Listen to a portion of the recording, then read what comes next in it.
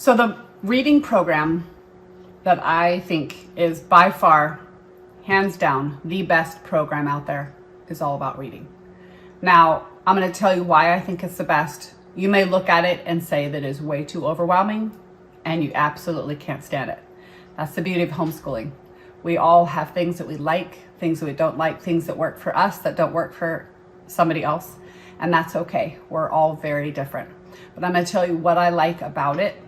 And then I'm going to give you some guidelines to follow for how to choose a good reading curriculum. So if you check it up online and you find out, yeah, that is not my style, that's okay. But at least you'll have guidelines to know what to look for in a good reading program. So the very first thing I like about All About Reading is that it offers a lot of practice. Now, there's a lot of programs out there that are phonics based, but they have very little practice. For the average kid, that is okay. For this, the kid that learns super fast, not a big deal. For a good chunk of kids that struggle with reading, that is not good. Because then once you've exhausted the practice that they give you, which is minimal, then you have to go finding up from the library, which never has enough of these early readers, and trying to find ways to give your child practice. All About Reading provides so much practice for kids. The nice thing is that if your kid doesn't need that much practice, they have practice pages in it. And so they might go through the reading, and if you say, you know what, this kid's got it, you get to move on to the next lesson. But if your kid doesn't and they need that extra practice, it's provided for you. So that is a huge plus, and you want to look for that in any reading curriculum that you are looking for. Okay, another approach that I really like is that it is, and I probably should have said this first, it is phonics based. It is heavily phonics based, and it teaches it by sound. And I told you earlier in this video why phonics based is so important, learning those sounds versus memorizing whole words, which you will do to a very small degree in sight words that cannot be sounded out. But they teach all of the sounds so that down the road, when they come across huge words that they have never heard before, they would have a very easy time sounding them out. And they give them all the tools to be able to do that. So if you're looking for a good curriculum and this one is not for you, All About Reading, look for one that is phonics based, okay? All right. Another huge asset to this one is that it has a very multi-sensory approach.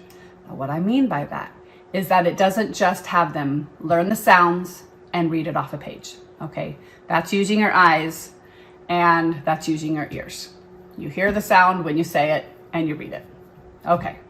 However, the more ways you can teach a child through their ears, through their eyes, through their hands, their sense of touch, through body movement, through their, their voice, anything. So many different ways for them to learn it. Writing, okay?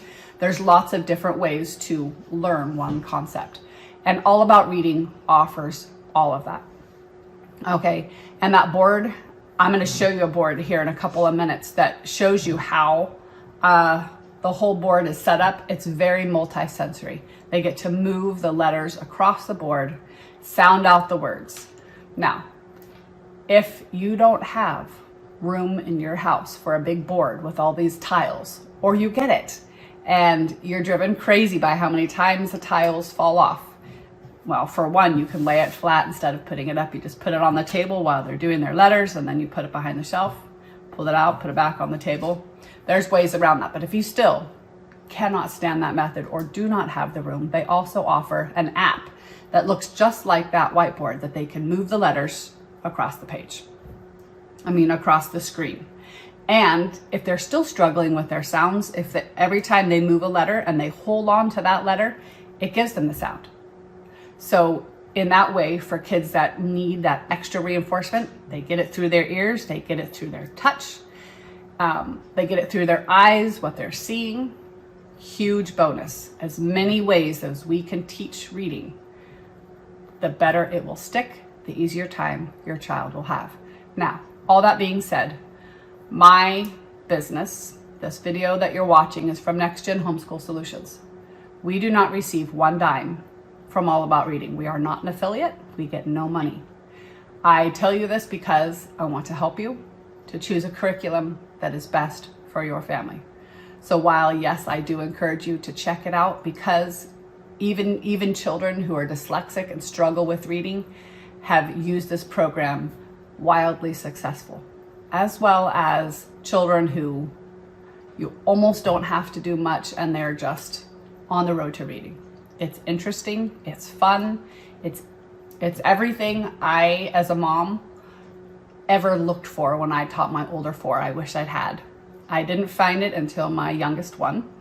And I actually made my own curriculum from all of these different ideas, wishing there was something out there like this. And now they have it. So I'm offering it to you as a suggestion. So I hope that is helpful.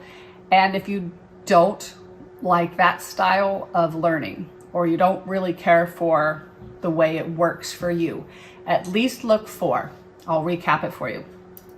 Look for a phonics-based approach. Look for a multisensory approach to reading where they're not just seeing it and saying it, but they have other ways of learning it. Look for lots of practice. And that's a big one. A lot of practice, because you don't know when you're starting out in kindergarten, is my child going to be a struggling reader or not?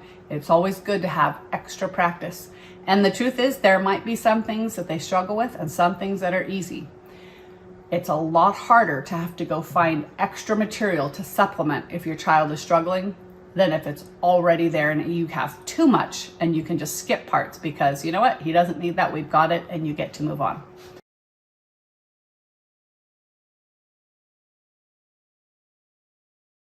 So I have talked about repeated reading a few times in this video, and I just want to explain a little bit more in detail for a moment about what that looks like.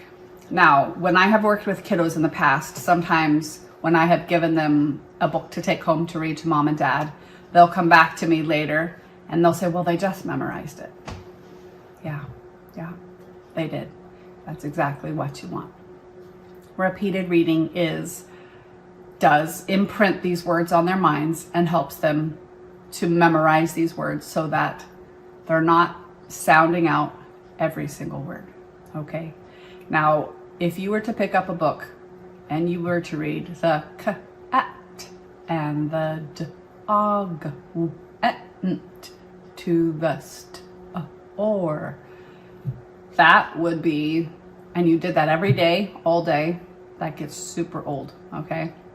So memorizing, doing repeated reading and getting those words in the brain, it's different than the whole word approach in that they're not reading it out of context. They're not just reading because, truck, train, right? They're reading these words in context and they're sticking in their brain. And every time they read it, it sticks one more time. So that maybe in a couple of days, they don't need to sound out dog anymore. They know dog, they know cat. And for some, they might memorize it in a day. Another kid, it might take a month. The best way for them to learn these words so that they don't have to sound every word out is by repeated reading in the context that makes sense instead of individual words by themselves. So I definitely encourage repeated reading. Yes, you will have children that do not appreciate repeated reading and only want to read it once. I'll leave it up to you whether or not you enforce that. But I will say the children that don't do repeated reading, it's much more of a struggle for them to get to the place of reading fluently. They tend to struggle with sounding out words a lot longer.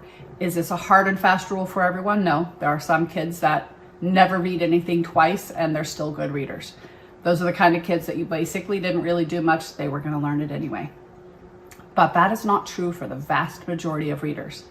For the vast majority, doing repeated reading, reading something more than once, sometimes 3 or 4 times, depending on what they do, not only does it increase reading fluency, help them to imprint those words in their minds so that they don't have to sound them out in the future, but for many, it does give them a confidence in reading. So think about it in terms of they sounded it out the first day, struggled through it. Not horribly so, but it was work. It was hard work. The second day, it was a lot easier. The third day, they're whipping through it and they have confidence because look what they just did. That's what you're looking for. You're looking to build their confidence. You're looking to build their fluency, and you're looking honestly to imprint these words in their minds so that they don't have to sound out every word.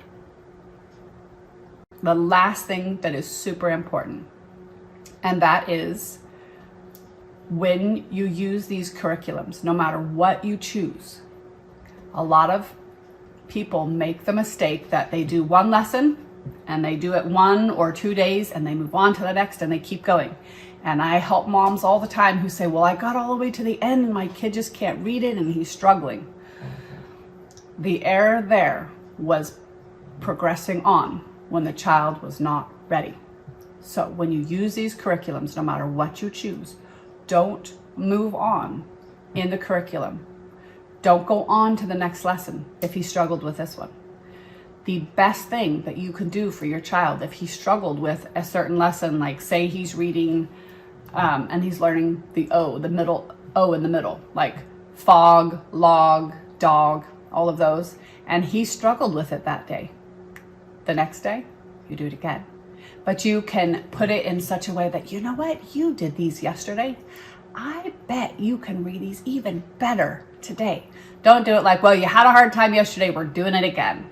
That'll go over like a lead balloon and he'll have a fit.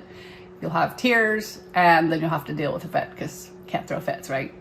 So try as much as you can to put it in the light of confidence. I bet you are going to be amazing at reading this, or it's going to be so much easier for you today because you already practice this. Whatever you can do to encourage them, but do not let them go on to the next lesson if they struggled with this one. Practice, practice, practice. And truthfully, even with the best of readers, it has been proven that repeated reading improves fluency. So reading something one time through and moving on, you're in the making of having a very stilted reader, because what they need to get fluent and smooth is practice with the same type of text. So I very often, at a minimum, will repeat a story with my kiddos, with the kids that I teach at least 2 times. Now there are some kids that don't need that. They literally read it through one time and they're good to go. Don't punish them and make them read it again. If they already have the confidence, if they already did it, I don't look at it as a punishment if they need it.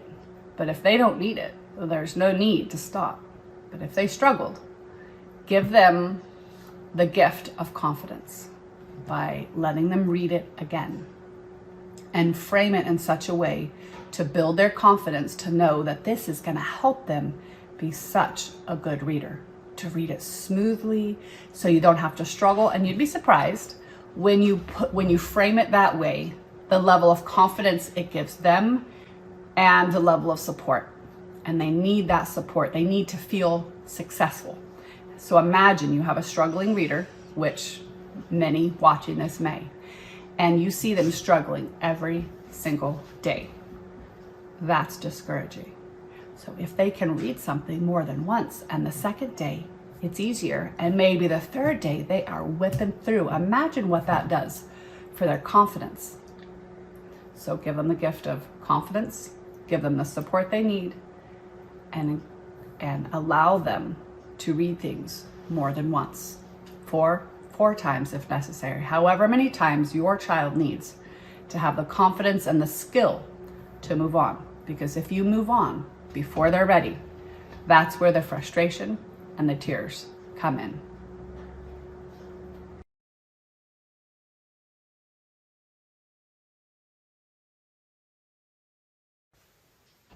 So now I want to talk to you about developmental readiness. And I think this is one of the most important things to learn when you're teaching your child to read.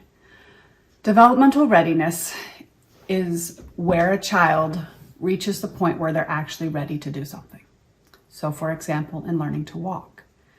Some kids learn to walk at 6 months, which is super early, but my nephew did that. My children did not learn to walk until a year. Some kids in one family, one child is crawling at 6 months. Another one doesn't start crawling till 8 or 9 months. They're developmentally ready when their body tells them they're ready. So I'm going to give you a personal story from my own 5 children so that you understand the variety that you can have just in one family and the importance of waiting until they're ready. But before I do that, I want to tell you that when a child is first learning to read, it is so exciting. It is exciting. They're excited. You're excited. Please resist the urge to compare them to another child in the family or another friend that you might be homeschooling with or know of that is homeschooling. And here's why. Every child develops differently, and it's important to see them for who they are and not put expectations on them that are unrealistic. Because the truth of the matter is, when they're grown, nobody remembers what month they learned to walk, or what month they learned to crawl, or what month they learned their letter sounds. Nobody knows and nobody cares except the mother. And so if that's not going to matter in the long run, it definitely shouldn't matter in the short run. What matters is that they're developing, okay? And so what we don't do is we don't push them beyond what they're capable of doing or be disappointed when they don't fulfill our expectations of where they should be. That being said, we don't just sit back and wait until they decide that they're ready to read before we do it. Some kids, I will tell you, are never ready. They never want to read. They never want to practice their sounds. So I'm proactive. I teach sounds. I teach reading readiness, beginning, middle, and ending sound. Everything I've taught you so far in this video, I teach them, whether they want to or not. But what I don't do is I don't push them ahead of what they're capable of doing or be disappointed. So with that, let me tell you my story. My first son, I started homeschooling him when he was in 1st grade. And he knew all of his letters by then, but he had not started learning how to read. And when I started with him, he was just steady. Everything I taught him, he learned at a decent clip. It wasn't like, rocket ship or anything, but it was steady progress. He understood what he read. There were no problems. When he had to take his standardized testing, not a big deal. He did it just fine. Then I had my second son. And while he learned all of his letters, reading did not come super easy to him. Now, I've learned a lot since I taught my older boys how to read. So I would probably do things a little bit differently and use a little bit more tools that I have now. But I did the best I could, and I didn't stop, okay? He didn't care for reading the first few years of his schooling, and he was not a smooth reader. So while he could read any word I put in front of him, he knew his phonics, he knew how to sound out words, all of that was very solid. But he was not a smooth reader. So he'd skip his periods, he would skip words, he didn't track smoothly across the page like you should. And of course, being a new mom, a new teacher, I was like, oh, we gotta work hard. So we did, we worked extra hard. And we read and read and read. I read to them, they read to me. There was a lot of reading happening. But it wasn't until 3rd grade, towards the beginning of 3rd grade, that one day, a man took off like a rocket. And he never looked back. He's my fastest reader to this day. So he became a phenomenal reader. That age, 3rd grade, he was developmentally, something clicked, and he took off. What I didn't do is I didn't wait. I didn't say, okay, you're not ready, so let's just play. I'll read you stories, don't worry about it. No, I planted seeds every day. We practiced. I didn't push him extra hard, but we worked every day, faithfully. Planting those seeds, sounding out words, learning to recognize periods, learning to recognize question marks, saying it with expression. We practiced. Very proactive. But one day, the light turned on and he took off. Then I get to my 3rd child, and he had an even harder time. He didn't take off till 4th grade. But again, I didn't decide, well, he's not developmentally ready, so I'll do nothing. I still practiced.